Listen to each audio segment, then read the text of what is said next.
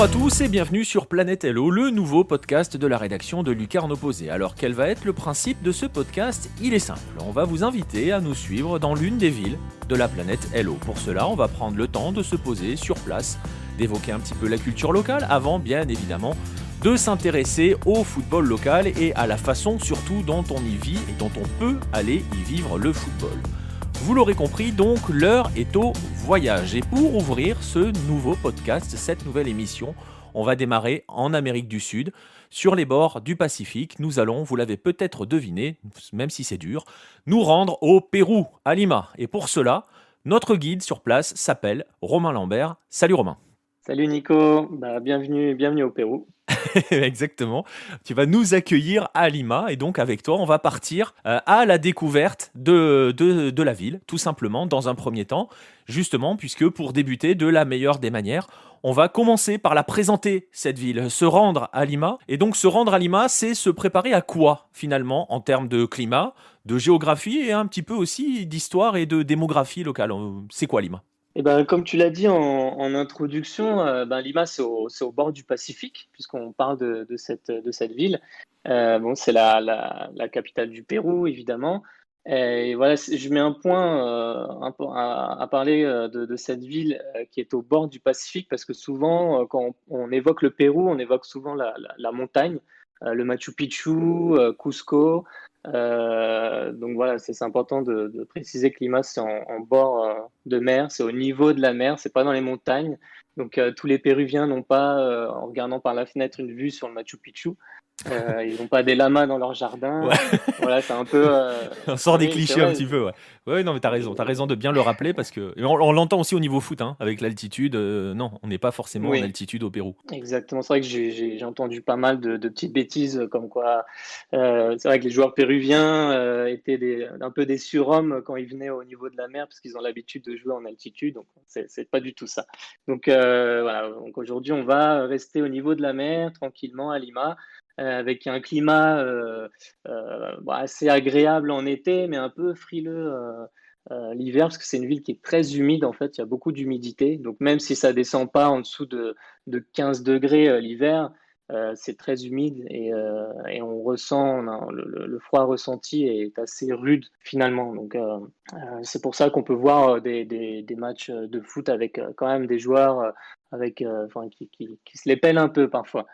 Voilà, donc sinon, pour parler aussi de la démographie, on a enfin une particularité, j'ai envie de dire, c'est que depuis ces dernières années, il y a eu un énorme exode des Vénézuéliens qui est dû à la crise du Venezuela qui est en cours le pays. Donc c'est important aussi de le préciser parce que pareil, au niveau du football, forcément s'il y a un match Pérou-Venezuela ou des clubs vénézuéliens qui viennent jouer ici, ça va s'entendre dans la ville, quoi. Voilà, en gros, pour ce qui est de la présentation de cette ville, hein. C'est une grande mégapole, comme on peut avoir en Amérique du Sud, avec plus de 10 millions d'habitants. Donc voilà, c'est une ville Et, qui est énorme, très très vaste. C'est un peu comme Mexico, pour ceux qui connaissent, et c'est très très vaste. On ne voit pas la fin de cette ville. et comme tu l'as dit, hein, c'est une grande ville sud-américaine, donc j'imagine aussi un sacré patchwork qui fait que on change de monde en changeant de quartier, hein, c'est ça?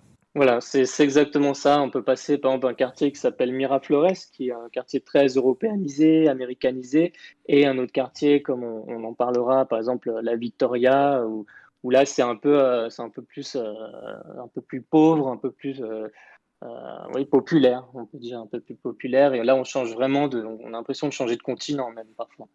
Ouais, ouais, c'est très spécifique au. J'ai pas fait toutes les capitales sud-américaines ou toutes les grandes villes sud-américaines, mais celles que j'ai fait, c'est vraiment ce que tu ressens à chaque fois et quel que soit le pays, voilà, un quartier, un monde. On va continuer un petit peu là-dessus justement avant de se focaliser un peu sur le football.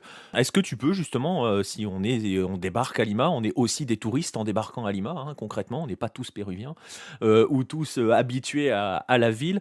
Est-ce que tu peux nous conseiller justement les lieux culturels et touristiques ou pas d'ailleurs qu'il faut absolument avoir vu lorsque l'on va à Lima? Lima, c'est une ville qui a été fondée en 1535 par Pizarro, donc qui est forcément chargée d'histoire.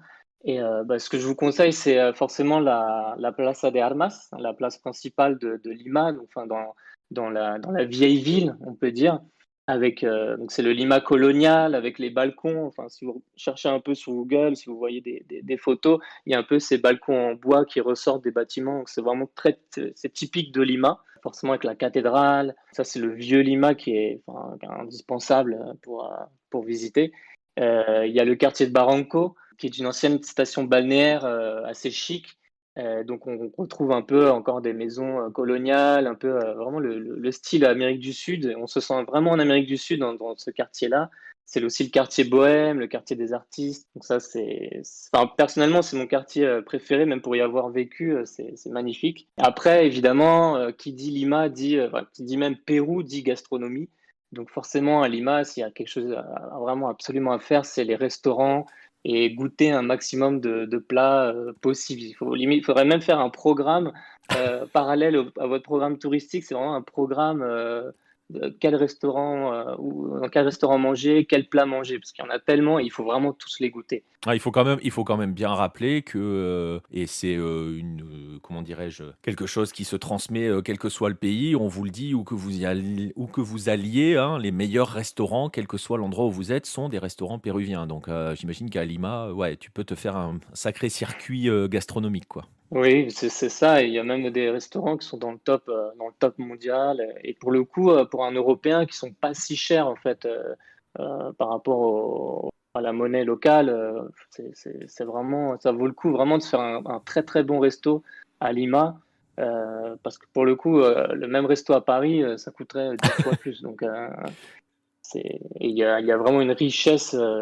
Voilà, comme tu le dis, c'est vrai que même par exemple au Chili, c'est un peu, voilà, il y a une petite guéguerre entre les deux pays.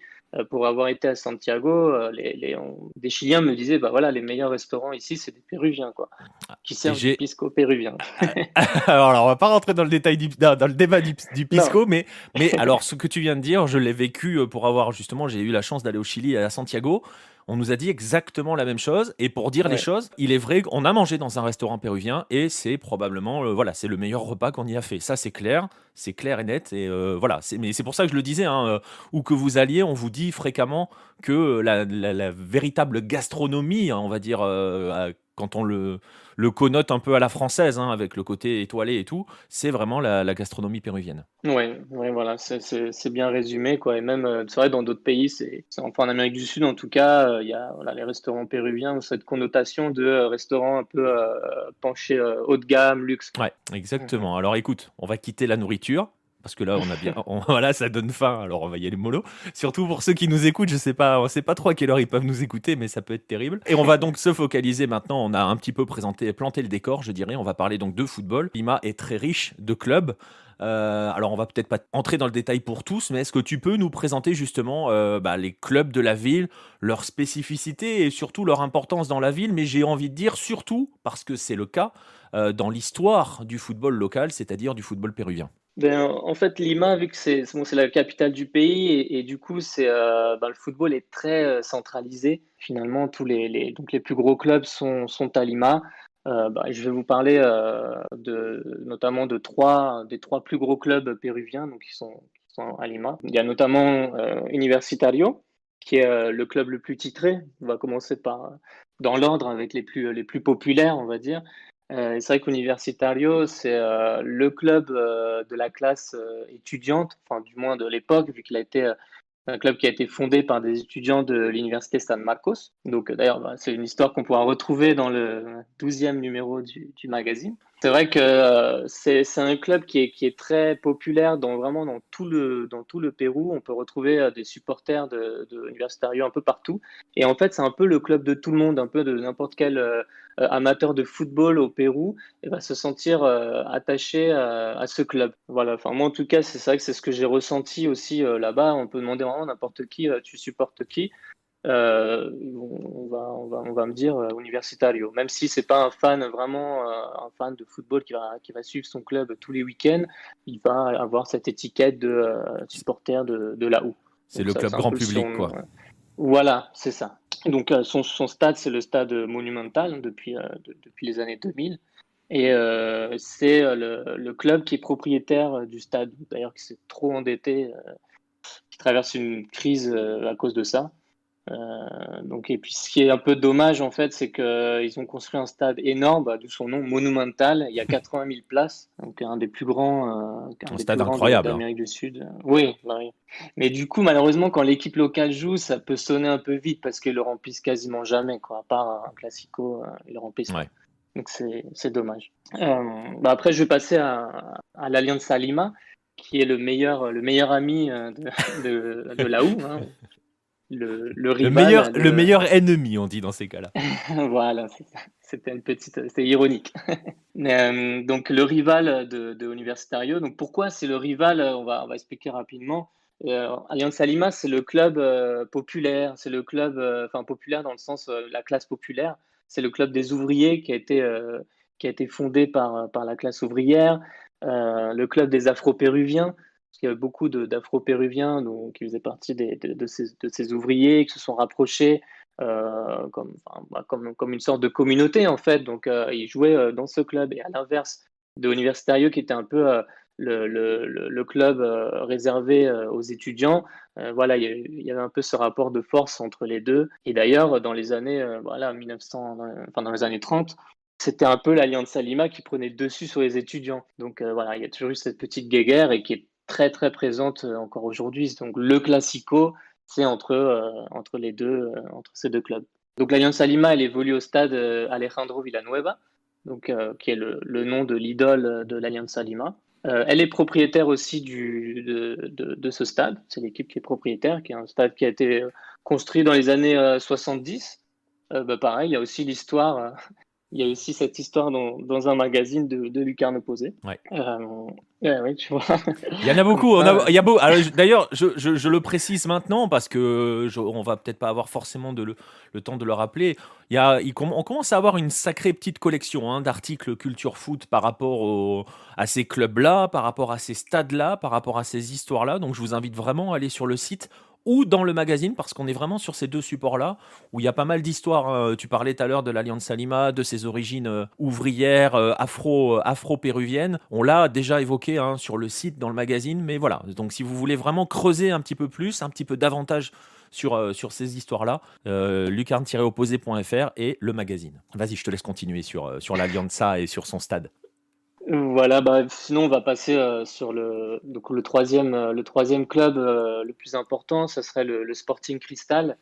Donc ça, c'est un club récent en fait, c'est le club qui a été fondé dans les années 50. Bon, je dis récent par rapport à la U et l'Alianza qui ont été fondés en 1901 et 1924. Donc Cristal, c'est plus récent. Et ça a été fondé par une entreprise de bière. Donc là, on est encore sur un autre format. Donc, c'est pas les étudiants, c'est pas les ouvriers. Là, c'est vraiment une entreprise qui a créé ce club. Et du coup, c'est un club qui a une fan base un peu moins importante que les deux premiers, en fait. Il y a personne, les gens ont du mal à s'identifier à ce club. Pourtant, c'est un club qui travaille beaucoup sur son identité. C'est avec le maillot Celeste, c'est la raza Celeste, etc. Qui travaille beaucoup là-dessus. Donc avec leur stade qui s'appelle Alberto Gallardo, pareil, qui est le nom d'une idole, d'une légende du club et du Pérou aussi.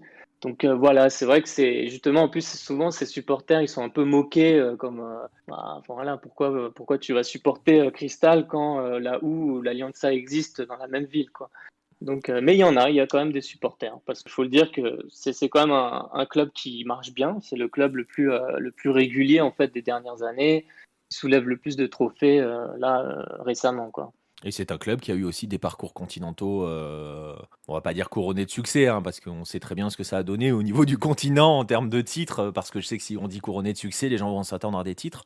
Mais ces trois clubs-là, et notamment le Sporting Cristal, ont aussi écrit leur nom hein, dans l'histoire des compétitions continentales. Oui, Cristal justement, c'est le seul club à avoir été, enfin le seul club péruvien à avoir été en finale, enfin Universitario en 72, Cristal en 97, donc un peu plus récent.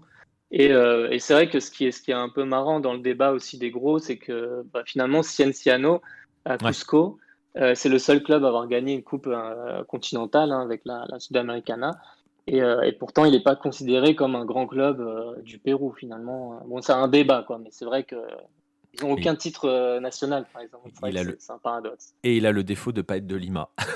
Exactement. Mais c'est vrai, c'est un détail, mais qui compte beaucoup à la fin, quoi. Ah, ça compte beaucoup en Amérique latine, hein, on va le dire. On a ce même débat au Mexique. On a eu un podcast Bola Latina consacré aux grands Mexicains et avec ce fameux débat, je vous invite à aller le suivre. Voilà, on a un petit peu un tour hein, des trois grands hein, de Lima parce qu'on l'a dit, il y a d'autres clubs à Lima. On les évoquera.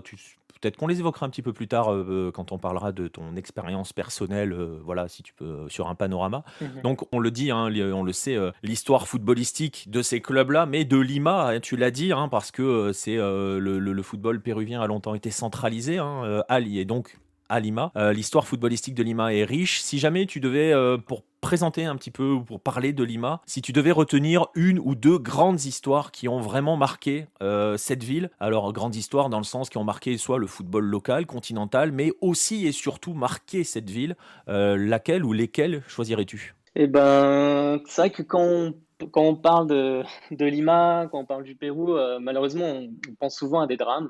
Donc, on va revenir aussi sur des histoires un peu plus jolies, mais c'est vrai que malheureusement, vraiment, il y a deux faits marquants à Lima. Bah, il y a la tragédie du Stade national de 64, avec plus de 300 morts à cause d'un mouvement de foule. Bah, là, encore une fois, tu avais fait Ouais, un temps additionnel, si je me trompe pas, dessus. exactement. Voilà. Donc, voilà, c'était enfin, une tragédie qui a écrit aussi l'histoire du football de la ville. En plus, ça s'est passé au stade national, donc le stade de la sélection, le stade un peu le plus important aussi quand même de la ville et du Pérou. Bah, c'est l'une des plus grandes tragédies d'Amérique du Sud hein, au XXe siècle. Ouais, Donc, en ouais, termes de c'est vrai football, qu'avec je ne sais pas si c'est même pas la plus grande en termes de ouais, nombre de c'est victimes. J'ai un possible. doute. C'est possible, ouais. Du coup, il y a aussi dans les drames, il y a aussi malheureusement la tragédie de l'Alianza Lima, qui se réfère en fait à l'avion qui s'est crashé en fait dans la mer en 87. L'avion qui ramenait l'équipe de l'Alianza Lima après un match en province. Et donc avec tout l'ensemble de l'équipage et les joueurs qui sont décédés, sauf le pilote qui s'est sauvé miraculeusement. Euh, Et il faut le dire, à bord, hein, il y avait Marcos Calderón notamment, qui est un entraîneur mythique hein, dans l'histoire du Pérou. Et il y avait toute la nouvelle génération dorée de l'Alliance Anima, là aussi. Ça fait un peu beaucoup de pub quand même, mais bon, il faut le dire, hein, il y a des écrits qui existent sur Hello, sur la tragédie de l'Alliance Lima, notamment dans le magazine. Hein, tu t'en es chargé notamment. voilà, le 11e numéro même pour être précis. Tu Mais m'as sauvé parce que j'avais un doute sur le numéro. C'est pour ça que j'ai essayé de tourner un petit peu autour du pot, tu vois. non, mais ceux-là, je me rappelle de ces numéros. Mais oui, enfin, il y avait Marcos Calderón, il y a aussi un oncle de Paolo Guerrero. Et d'ailleurs, ça l'a un peu marqué, Paolo, parce que bon, même s'il était jeune, mais il a toujours eu peur en fait de prendre l'avion suite à cette tragédie à laquelle il n'a pas directement, enfin, il n'a pas du tout participé. C'était encore un enfant, mais voilà, il a quand même perdu son oncle qui lui a fait découvrir un peu le football, qui l'a amené au stade et ça l'a beaucoup marqué. Donc, enfin, lui et puis aussi le Pérou et puis le monde, hein, parce qu'il y a eu à l'époque vraiment des hommages qui ont été faits dans le monde entier par rapport à cette tragédie. Ouais, ouais, et puis il y a même eu Donc, des rapprochements avec le Chili, avec Colo Colo. Enfin voilà, mhm. voilà, on vous invite à en découvrir plus là-dessus. Et voilà, on le voit. Hein, donc on le voit. Hein, on est en Amérique du Sud, donc l'histoire du football vient souvent se mêler aussi à la grande histoire, avec ses joies, avec ses drames. On le voit avec ces deux drames-là. On va passer aux choses un petit peu plus joyeuses, hein, je dirais. On va venir sur le terrain au football. On est toujours avec notre costume de touriste, et là, cette fois-ci, de touriste football. Bah, je vais te poser une question toute simple. Je suis touriste foot, je débarque à Lima. Où faut-il absolument que je me rende au cours de mon séjour? Bah, oui, c'est vrai que pour tous les grands fans de football, s'il y a vraiment des endroits un peu emblématiques comme ça, moi je dirais les alentours du stade de l'Alianza Lima, donc le stade Alejandro Villanueva, où en fait il y a beaucoup de fresques dédiées à l'Alianza. Il y a beaucoup d'artistes qui travaillent un peu pour embellir ce quartier, puisque comme je l'évoquais, Il peut y avoir des quartiers riches, comme il peut y avoir des quartiers vraiment très pauvres. Et le quartier où évolue l'Alianza Lima, ça s'appelle la Victoria. Et c'est vrai que c'est un quartier un peu triste, un peu pauvre. Et bon, il y a quand même pas mal de délinquance. Et voilà, il y a quand même un collectif qui essaye de faire vivre, de donner des couleurs en fait au quartier et à l'Alianza Lima, parce que tous ces gens, en fait, comme je le disais, l'Alianza Lima, c'est vraiment un club de quartier. Et c'est le quartier qui fait vivre aussi le club et qui donne vie à ce district. Parce qu'en fait, c'est vrai que c'est pas des arrondissements à Lima, ce sont des districts. Donc là, c'est le district de la Victoria. Donc je vous conseille d'y aller. Bon, pas trop tard non plus, mais bon, pendant un jour de match, ça va quand même. Il y a du monde, vous pouvez faire un tour autour du stade.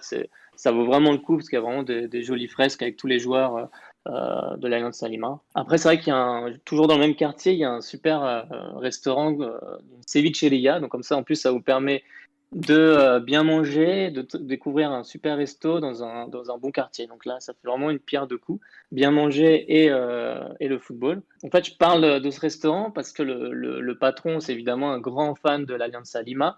Et il a tout fait un peu pour se rapprocher du club. Il y a même les joueurs, en fait, depuis très très longtemps. C'est un restaurant qui a peut-être une trentaine d'années. Et les joueurs d'Alianza Lima viennent régulièrement, depuis 30 ans, déjeuner dans son resto. Même Paulo Guerrero, Jefferson Farfan, quand ils étaient chez les jeunes, ils allaient manger là-bas. Et pour la petite anecdote, il y avait même la mère de Paulo Guerrero qui était vraiment derrière les jeunes, qui les suivait au resto, qui interdisait de prendre des sodas, des desserts pour avoir une alimentation saine. Donc, elle était vraiment derrière à surveiller les cuisines. Et ça, c'est vraiment l'anecdote qui est restée. Et si vous pouvez discuter avec le patron, il est super agréable, il est super ouvert, et il adore. Enfin, voilà, quand même à l'intérieur, il y a des maillots accrochés. Les plats, ils ont des noms de joueurs de la sélection. Donc, je sais pas, moi, il y a forcément Galese, son surnom, c'est El Pulpo, le poulpe. Donc, voilà, il y a le poulpe Galese. C'est vraiment très Ouais, sympa et c'est très, très marqué. tu ferais une vraie plongée dans le foot en mangeant bien, quoi. Là, t'es vraiment, t'as moyen de te Ouais, mettre bien pour préparer ton match. Peut-être qu'il vaut mieux y aller après le match, d'ailleurs, non? Ouais, non, même avant. Enfin, c'est vrai que c'est bon, ça dépend de l'horaire, mais non, moi je suis allé à midi, tu sais, enfin, pour midi, 13h, après se balader dans le quartier avant le match Ouais. qui commence à 16h. Enfin, c'est sympa, c'est bonne ambiance. Et puis c'est toujours blindé, c'est énorme. Au début, c'est un gars qui a commencé avec un petit truc vraiment minuscule, et maintenant, je dois avoir 5 6 étages. C'est vraiment une grosse, grosse baraque, quoi. Donc, et pareil, il fait peindre son bâtiment vraiment avec les couleurs assez flashy. Récemment, il a fait les portraits aussi de joueurs de la sélection. Donc lui aussi, il œuvre beaucoup en fait pour le quartier. Il essaie vraiment de donner des couleurs au quartier, donc c'est assez sympa. C'est vraiment un endroit indispensable Ok, pour donc, tout fan de foot. donc le quartier de l'Alianza Lima, enfin la Victoria, hein, tout simplement, et les abords du stade. Et, d'autres endroits à faire absolument? Bah, dans le vieux Lima, il y a un petit bar aussi, ça s'appelle l'Estadio, un bar avec un peu Là, c'est vraiment du football en général. Ils mettent une statue de bois en taille réelle de Maradona, de Zidane, Messi, qui sont assis à une table en fait, et on peut manger comme ça avec des amis. Et puis à côté de Messi qui est en bois. C'est sympa, franchement. Avec chaque chaise aussi était numérotée avec un nom d'un joueur, vraiment tous les joueurs du monde entier. C'est sympa. Et puis, il y a forcément des écrans partout pour voir les matchs. Donc, c'est aussi un endroit à faire, quoi. Ok, et donc voilà, hein, on le disait, ça, ce sont les endroits qu'il faut faire en tant que touriste foot pour plonger aussi, hein, pour rester dans du culture foot. Donc on a visité la ville, on connaît les possibilités en termes de clubs, donc les possibilités footballistiques locales. Ben, on va s'intéresser, on va se plonger maintenant un jour de match à Lima. Donc quel que soit l'endroit, d'ailleurs on va essayer de voir sur ces endroits-là, que ce soit pour aller voir la U, l'Alianza ou même le Sporting Cristal. Est-ce que c'est facile de se procurer des places? Parce que c'est une question qui peut parfois se poser. Non, non, non, je ne pense pas à l'Argentine. Si, je pense à l'Argentine et à Buenos Aires avec certains clubs. Est-ce que c'est facile d'aller voir ces trois équipes-là, par exemple? Ne serait-ce que ces trois équipes-là à Lima. Oui, oui, oui, oui. C'est assez facile parce que, en fait, enfin, les gens sont assez réticents en général d'aller dans les stades parce que dans les années 90, il y a eu beaucoup de violence. Il y a eu enfin, il y a une mauvaise image en fait des stades, des barras bravas, comme on dit là-bas. Et il y a eu cette mauvaise image, donc ça a été beaucoup. ça a été beaucoup nettoyé, on va dire. Et la police fait un énorme effort pour que ce soit en sécurité. Donc vraiment, maintenant, il y a pas de problème en fait pour aller dans les stades. Mais du coup, il y a quand même pas mal de place. Et des fois, malheureusement, en fait, on voit souvent des stades à moitié vides, quoi. Ça, moi, c'est quelque chose qui m'a un peu marqué quand on voit, bah, justement, je parlais du Monumental, on voit un stade de 80 000 places et il y a que deux tribunes ouvertes, quoi. À un moment donné, je crois que toute 2018, ils avaient interdit toute une tribune. Ils avaient interdit l'accès à toute une tribune du Monumental, donc c'était assez bizarre, quoi. Après, c'est vrai que du coup, un stade de 80 000, même si tu as 20 000 personnes, ça fait vide, hein. Donc, Voilà, voilà. mais concrètement, donc, on peut débarquer au stade, au guichet du stade, un jour de match et acheter des places. Dans les guichets, non, je sais même plus s'ils en vendent encore dans les guichets. C'est plutôt en ligne ou dans Ouais, ok. ça s'appelle téléticket. Ça, c'est assez facile après, mais tout est en ligne maintenant. Ou alors il y a des points de vente, un peu comme des billetteries Ouais. dans les centres commerciaux, tu vois. Ok, C'est mais assez facile, ça quoi. reste des réseaux officiels, tu vois, hein, parce que j'ai vraiment Ouais, l'Argentine en tête avec certains clubs où il faut passer justement, faut aller arroser certaines barrasses et donc nourrir un petit non. peu leurs organisations criminelles pour choper des places avec des réseaux un peu obscurs. Là, non, on a un circuit officiel de ticketterie, de billetterie, pardon, comme on pourrait trouver bah, chez nous concrètement. Oui, non, voilà, c'est assez simple, assez, enfin, si on passe par les après forcément, on peut passer par si on connaît des amis péruviens qui ont des places, mais Ouais. généralement, non, c'est assez facile comme ça, online. Il y a même une application qui s'appelle Join Us, en anglais, et là, il y a pas mal de clubs qui sont joints, à eux, justement, et on peut facilement avoir des places. Après, c'est vrai qu'un petit détail, c'est vrai qu'il n'y a pas beaucoup de monde dans les stades, mais quelque part, on regarde pas non plus, enfin, les gens regardent pas non plus les matchs dans des bars, quoi. Même si c'est vrai que j'ai parlé du bar, les stadios dans le Vieux-Lima, qui est un peu un bar à thème à part, mais c'est pas comme en Europe où on va dans un pub, dans un bar voir un match, quoi. Ça, faut pas essayer de chercher ça, même si ça existe. Mais on va plutôt trouver des touristes, quoi. Honnêtement, on va trouver des Anglais, Ouais. des Américains, des Européens qui. Mais si vous voulez vraiment une expérience foot local avec vraiment des Péruviens, c'est soit en fait dans les stades ou soit c'est en famille ou avec des amis, mais un peu à la maison, quoi. Et une petite question parallèle à tout cela, c'est cher d'assister à un Non, non, match? non. Non, non. Bah, pour les Péruviens, c'est un peu comme un peu par chez nous, quoi. Mais pour un Européen, c'est de l'ordre de je sais pas, il y a des places vraiment à 5 euros et ça peut aller, les places les plus chères en latéral, ça va être à, je sais pas, 30, 40 euros si je convertis en euros, tu vois. Mais pour un Donc, Péruvien, ça peut paraître cher, quoi. Ça peut ouais. paraître cher, c'est vrai.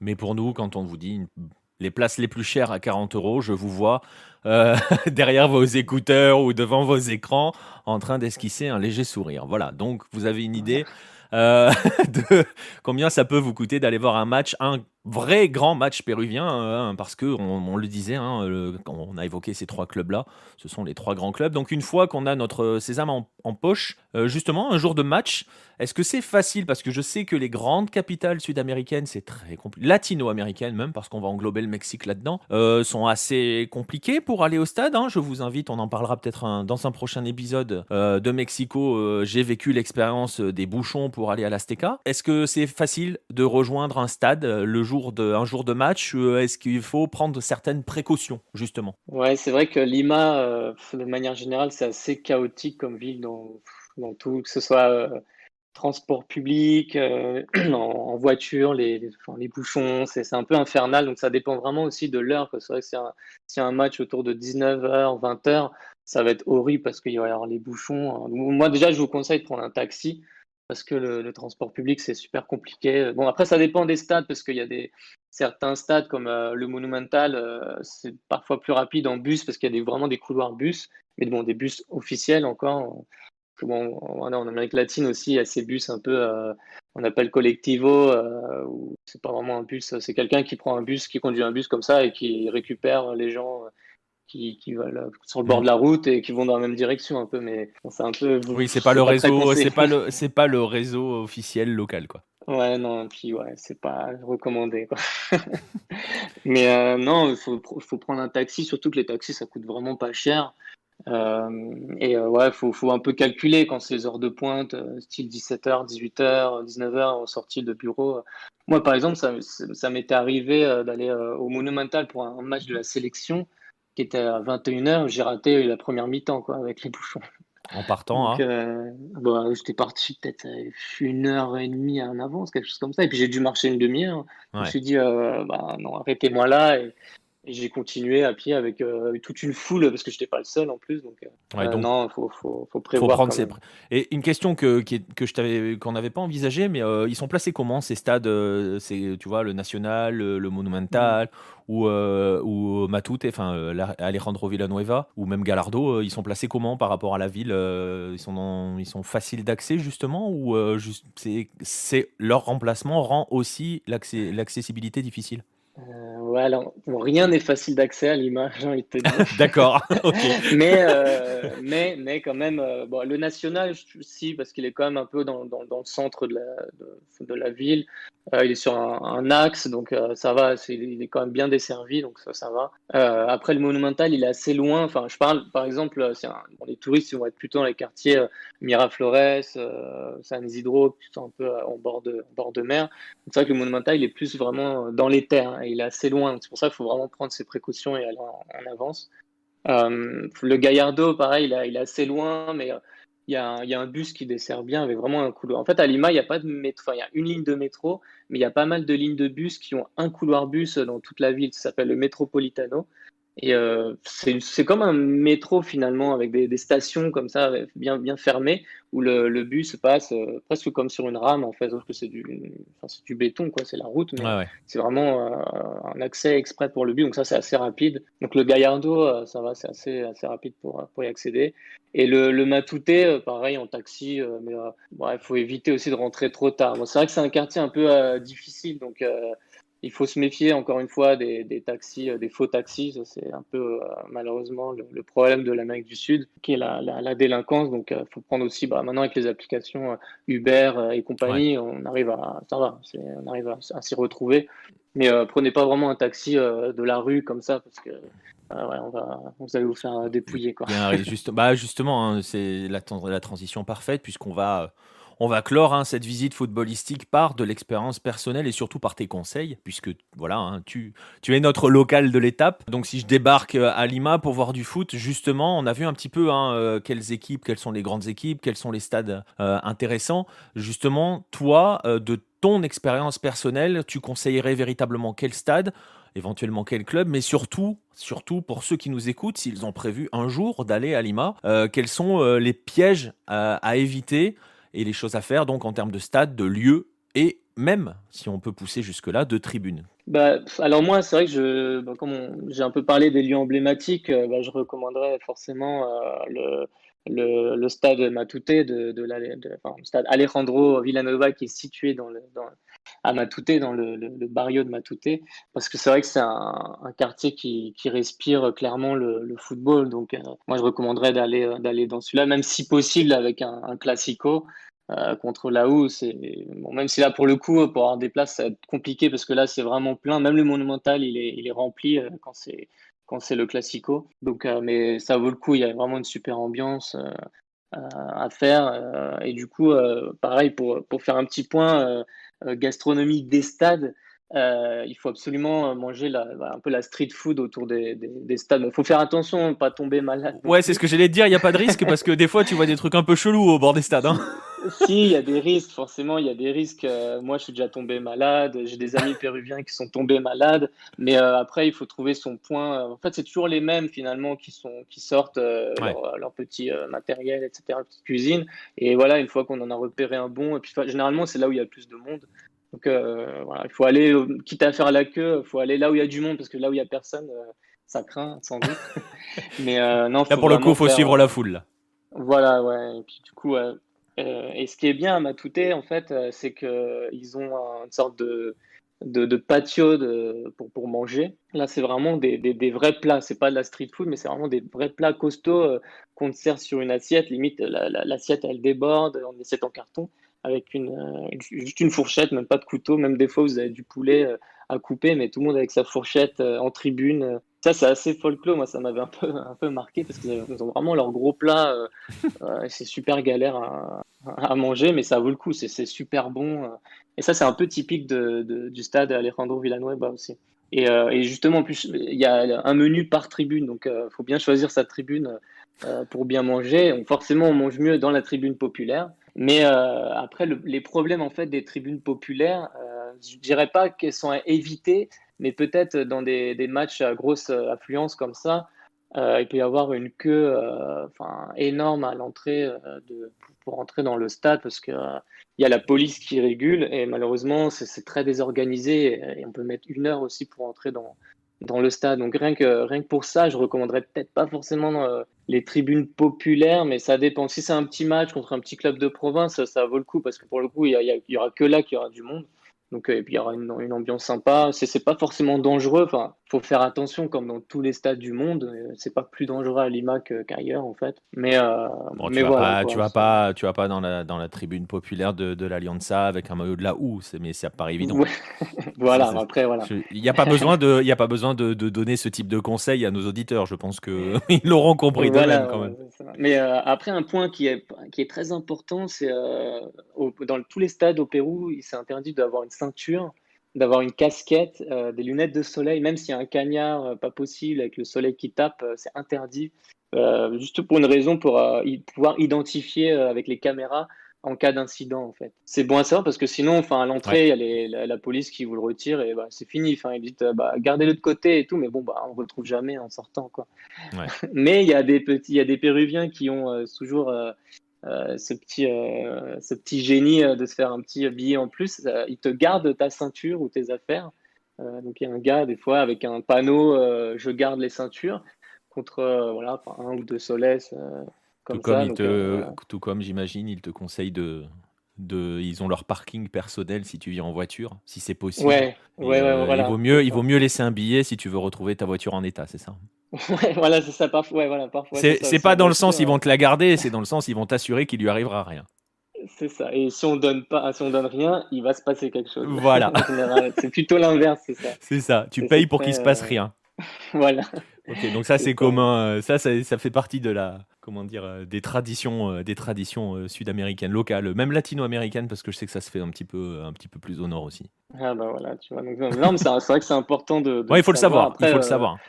Après, ouais, tu l'as dit, pour aller au stade, il faut prendre ses précautions dans le sens en termes d'organisation. Je suis pas convaincu que se déplacer au stade en voiture soit une bonne idée. Voilà, hein, pour reprendre ce que tu as dit tout à l'heure sur les non, difficultés de voilà. circulation dans Lima. C'est une règle générale à Lima. Enfin, c'est Ouais. pour me déconseiller d'avoir une voiture, tout simplement. Conduire à Lima, je l'ai fait. Enfin, je l'ai fait quotidiennement et non, je le recommande même à mon pire ennemi. Bon ben voilà. Bah écoutez, vous avez le conseil. Donc voilà, on a fait un petit peu le tour de la ville. Si vous décidez un jour, hein, ça sera possible bientôt, hein, je l'espère. On l'espère tous de toute façon, de retourner au Pérou. Mais de notre côté, ce podcast n'a pas vocation à s'auto-détruire, donc il sera toujours là pour vous guider. C'est ici que l'on va clore notre voyage rapide, mais bon, hein, tout de même à Lima. Merci à toi, Romain, pour la visite. Bah, de rien, non. J'espère que voilà, enfin, une fois que la situation sera bien rétablie, voilà, que vous puissiez venir au Pérou. Enfin, et voilà, c'est vrai qu'on a parlé de Lima, mais forcément, il y a Ouais. d'autres villes à voir au Pérou et c'est toujours magnifique, quoi. Donc, n'hésitez Disons pas. qu'il faut arriver à Lima, rester quelques jours et ensuite Voilà, partir c'est ailleurs, ça. aller voir le reste parce qu'effectivement, on a parlé de Lima là, hein, dans ce podcast, mais il y a d'autres endroits, ne serait-ce que pour certains paysages, certains décors derrière les stades, j'en ai un en tête qui me hante. Je pense que tu vois Arequipa? lequel. Ah bah voilà, Oui, non, celui-ci est Arequipa, c'est à assez faire. incroyable en termes Ouais. de visuel. Mais voilà, ouais, évidemment, évidemment, on vous encourage si vous avez la chance d'aller au Pérou. Déjà d'avoir le temps d'y aller plusieurs semaines presque pour Ouais. bien avoir le temps de faire le tour du pays.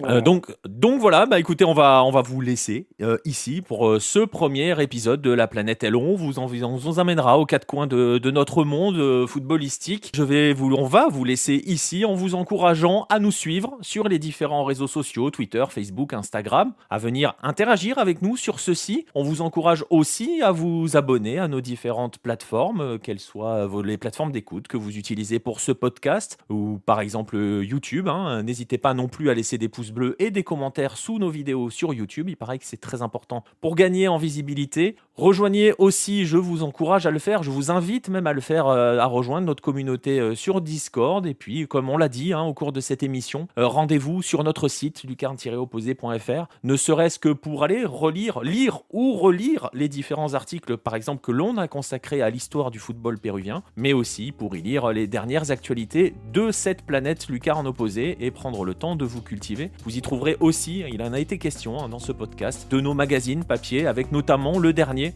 le 12e qui, clin d'œil par rapport à ce podcast, a pour un stade dont on a parlé, le stade de la Houe. Et voilà, c'est un moyen, si vous le souhaitez, pour vous de nous soutenir aussi financièrement, parce que je le rappelle que nous sommes un média indépendant qui se finance tout seul, c'est-à-dire avec nos économies. Et vous pouvez aussi, si vous le souhaitez, nous soutenir financièrement en faisant un don. Tous ces liens-là sont dans la description. Je vais en rester là pour ce premier épisode, cette conclusion qui n'en finit plus.